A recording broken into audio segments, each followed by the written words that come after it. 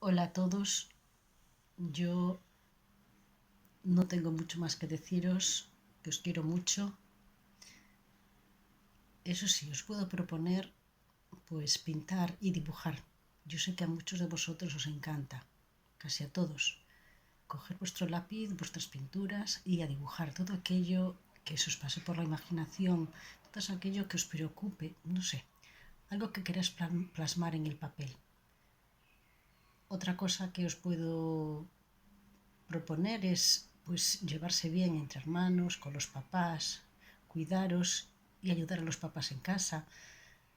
Son tiempos de estar juntos, entonces hay que aprovecharlo. Coger aquel juguete que nunca usáis, aquel libro que nunca leéis, ordenar la habitación, tirar todo aquello que ya no usáis. Y pensad que esto ocurre una vez en la vida, nunca más va a volver a ocurrir. De esta salimos y sin problema. Así que aprovecharlo y un gran abrazo a todos.